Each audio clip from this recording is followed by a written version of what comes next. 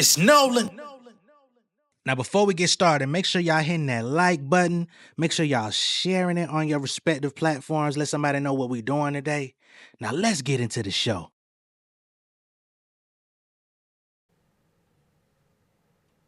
I need my credit when I'm popping shit. Shift the game like I'm driving stick. Money piling my wallet, dick numbers looking like scholarships. I'm out here, bit. Hurricane season, send me overseas, get a bag, and I'm leaving. I'm back with the reason. I'm a rapper, supreme Labradoritos on a rap for the biggest.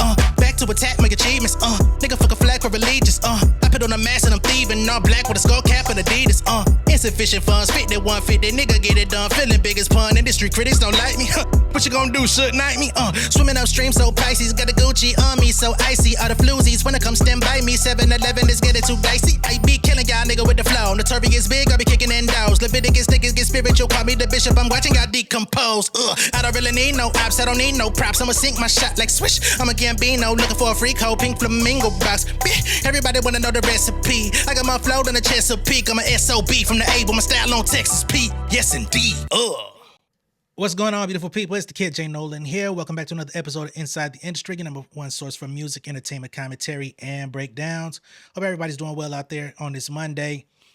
I ain't gonna lie, this is gonna be kind of a bizarre video. I don't know if I've seen too many instances of anything like this. If y'all are not familiar with the Atlanta rapper Anycia, she's been around for a couple years. She's worked heavily with Lotto. She toured with Lotto.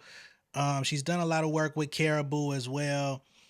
And she's kind of got a very niche audience. She's got a very different type of rap style, not necessarily my cup of tea. It's almost like a whisper type of rap, off beat, off kilter. Y'all know I'm big on having iambic pentameter and like being like a real master of your craft with this rapping thing. But for whatever reason, she's been able to develop a fan base and grow, and sounds like she's got a Gangsta Grrrls mixtape. She's got a new song out called Never Need featuring Glorilla and Karrahbooo.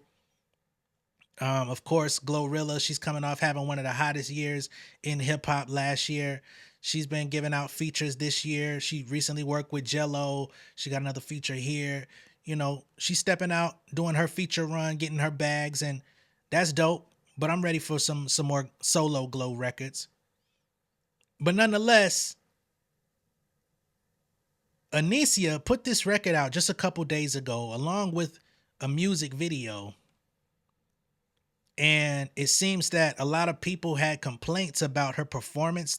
They feel like she's gotten away from her style. They feel like she didn't put her best foot forward. And she went on social media and pretty much admitted that she didn't put her best foot forward. She apologized to the fans.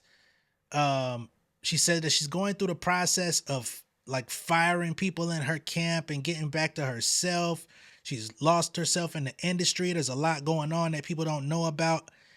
And again, it's not too many times that I've seen an artist drop a song, drop a music video, have a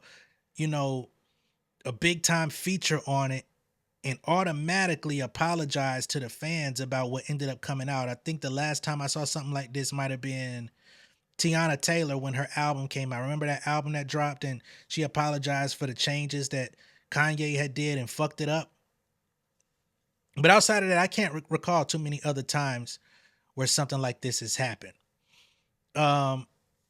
If y'all haven't heard the record, it's called Never Need. I'm going to play it, but of course, due to copyright constraints, we can't play the full thing on YouTube. So the unedited version will be on Patreon for y'all if you want to go check it out.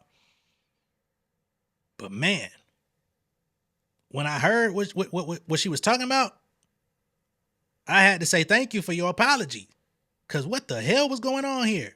K-Boo too, pretty little thing. Black truck sliding with a Gigi in the bag. Like, what? Did you even want to make this song? Did you even want to be in the studio? Like, did you have other better things that you could have been doing? Why did you do that? Music video, crispy than a bit. Beating up the block. Some people even was like, yo, did you get that Kaya sample cleared, or is she gonna have to go online and flame your ass up. She cleared that up too. The sample is cleared, so they got her taken care of, got her squared away, spent money on this, spent money on the video, spent money on getting drama on this motherfucker, spent money on Glorilla. All down the drain instantly. These hoes, I feel like I'm working out. Yeah, I ain't never need a nigga for a goddamn thing. What? Why you saying like that? What the hell? Young turn bitch, ain't never been no fucking leech. I ain't looking for no husband, I just want to freak. Enjoy my time with these niggas, that for life shit weak. How do you fumble with a fucking Glorilla feature? She came stepping on that bitch too. This should have been a Glorilla song. And I'm not here to like shit on Anycia, right? Even though she sounds terrible on this song. I'm not here to shit on her. I think that maybe one day she'll do better. You know what I'm saying? And I'm quite sure through the 6 degrees of separation out here in Atlanta, I know somebody that know her that know somebody that know her. You know what I'm saying? So I don't want to go crazy. But yeah, I would like to hear better. I would have loved to have heard better on this record. You know what I'm saying? Because it has potential. The beat banging. Glorilla did her shit. You got drama on the mixtape. Video even looked good. You know what I'm saying? But what the hell? And why didn't nobody on your team say, hey, you sure you wanna put that out? You sure you wanna put it out in that fashion? You sure you wanna sound like that? Why is there no handlers to be like, hey, can we redo that? Can we remake the song? Do you need a writer? You need a vocal producer to help you get through this in the studio? Or do you need to come back another day and redo it again? We got some time. We could set deadlines. We don't have to have this in today. You know? And this is kind of the critique, not just about Anycia in general. Even Karrahbooo was kind of, whatever. There's more to this too. But it's this thing like this new generation of rappers. It's like a competition to see how bad you could be as a rapper and get away with it. Because these new generation fans, that's kind of like being good at rapping and listening to it is low-key boring to a lot of these younger motherfuckers. These Gen Zs, not all of y'all, but it's like they looking for the most trash shit to be like, oh, well, it's kind of sliding though. The beat kind of riding though. It almost makes sense. You know what I'm saying? And it's like they run with that. They hype it up off of all of the qualities of I'm really not supposed to like this, but it makes me like it even more. I don't know what type of fucking wires and signals have been tripped over. Again, this is not about Anycia in particular. This is just about a whole generation and genre of so-called hip-hop. It's not hip-hop, of rappers. And then you get other people in the industry that co-sign it, put money behind it, hype it up, put them out in front of people, actually make them seem like they're good. And then when they get hit with a shitstorm of people that say, you know what, we're not accepting this. It's like, oh, damn, I'm sorry. I didn't know I was trash. Everybody said I was good. Then it becomes a depression for the artist because it's like, damn, everybody embraced me for a year and a half and then discarded my ass. Then they got to go figure out life. It's a weird fucking cycle going on in the industry, in a portion of the industry, I'll say. Cause the conditions of which people have created have even allowed something like this for this record to even exist in the format in which it is. I'm tight. Need a nigga for a goddamn thing. Never need a nigga for a way. Never need a nigga for a goddamn thing. I can't do it, y'all. I can't do it. I can't sit through this. It's still a whole minute of this shit. And it's trending number 9 on YouTube Music. Ain't that crazy? She out here apologizing for it, rightfully so. But somebody done drove it up to number 9 on trending YouTube Music. Let's get to what she had to say. So after the song comes out, she faces a little bit of backlash online. She first comes and tries to save face. She says, "Never Need is my song. I'm sorry if you don't like it.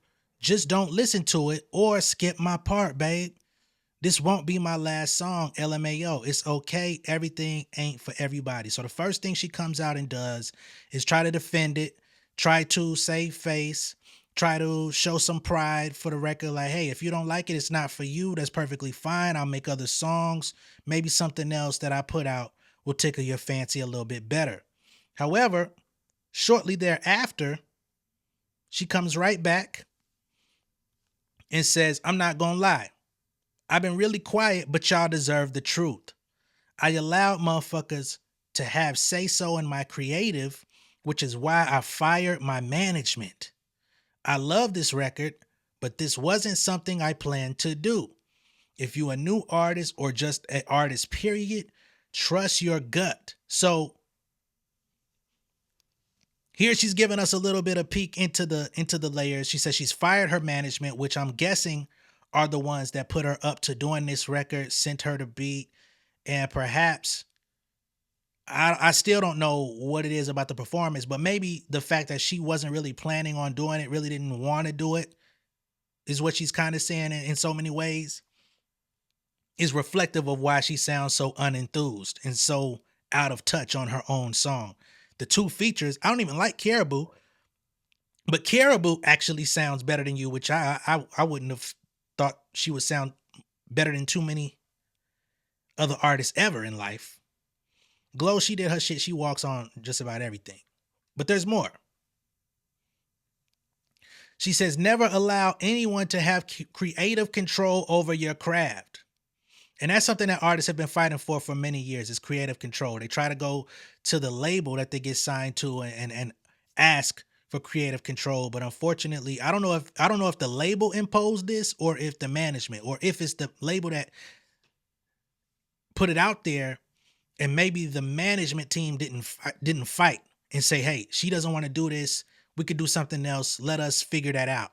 Right? Because that's what your management is supposed to do. They're supposed to be the liaison between yourself and the label, yourself and people that want to do features with you, yourself and people that want to book you, yourself and people that want to, have something to do with your movement or contribute toward, or have you contribute toward theirs. Your management would typically be the ones that are fighting for your benefit in all these scenarios.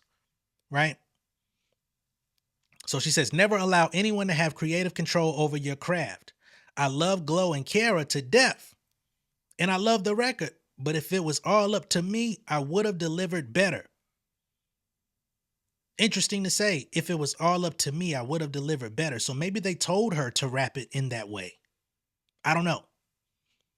From now on, though, everything is going to be different. I've been dealing with a lot behind the scenes. She says, "I haven't been giving y'all the girl that I introduced to y'all, and I deeply apologize for real. I have more amazing things coming, and I'm about to be back to myself. If you're an artist, please stay true to what you want to do and who you want to be." So she's now taking that onion and peeling the layers back and giving us more information about how she's feeling. She says, "I normally wouldn't even speak on shit like this, but fuck it.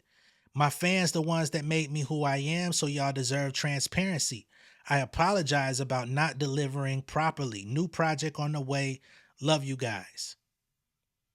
Okay? She says, "In reality, I miss Benny. I don't know who Benny is."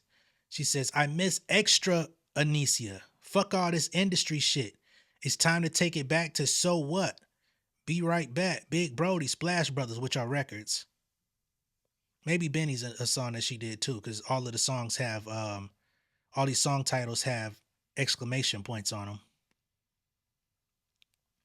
She says, "I don't give a fuck who mad. I said what I said. Anyways, though, I got another single on the way." Okay? So in the midst of telling people that she really doesn't have her heart in this song, her heart wasn't in the performance, it wasn't in what we ended up hearing. She says she misses her older material, I'm guessing when she was just going in the studio doing what felt right to her. And she says she's fired her management, and she's tried to show Glow and Kara love along the way to not make them feel any type of way, because while you're out here basically disowning your own song, you still want to try to show your appreciation for the people that are on it with you. But then she says, I don't give a fuck who mad. I said what I said, which could be label, which could be management. It could be any range of people. She comes back. By the way, y'all, I'm fine. Like, I'm still happy. I still love the song. I'm not sad. I was just being transparent because I love y'all. I'm not crashing out. I just like to tell y'all the truth. I'm not hurt or no shit like that. Okay? But I'm glad she's not hurt because my ears were. You know what I'm saying? I got to be very honest. But Glo, you did your motherfucking stuff on there. Now, I do think that she has potential. She has a voice. If she could learn how to use, you know, her voice and you know, step up her bar game, I think she could have potential. You know what I'm saying? Clearly, she already has a fan base. Clearly, some things are already working. So if you continue to add to your repertoire, you can only grow. You know what I'm saying? You made it this far. You got cosigns from a lot of people in the industry that want to see you do well. So hopefully you can get it together. Otherwise, you know, you may not be a story a year from now. So I'm not here to like badger people to the point of mental health breakdowns or anything. I don't like the song. I didn't like the tone. I didn't like the laziness in the bar structure. But I did like Glorilla's part. So thanks for at least giving me a new Glorilla verse to fuck with. But gee damn. Let me know what y'all think of all this though down below in the comments. Be sure to like and share this video. If this is your first time seeing me on YouTube, go ahead and subscribe to the channel, become an insider, and I will catch y'all on the next one. Okay? Peace. King of my city and cul-de-sac. Coming out swinging like soldier rags. Leading my people like quarterback. Boy, I study this shit, I'm an almanac. Had to get up and grind. Knowledge is booming, I'm here to apply. Came with the chip and the dip, it just single the mind. We finna do more than survive. I need my check. Spinning the block for the Gouda. We hitting the jeweler to flood out the net. We don't do beef for computers, I'm straight out the sewer. We come when you rest. Niggas be looking perplexed, so keeping my foot on their neck. No map, I trust my gut for the quest. But drama, I'm fully abreast. I was ready for years and they died of me. All of a sudden they tell me they proud of me. I been dropping these haters like calories. Cross them out, I came back with some boundaries. Stand for my honor, but too raw, no corner. Packing the stick with a drummer. Wanna catch my bad, won't fumble. I done came too far to be humble.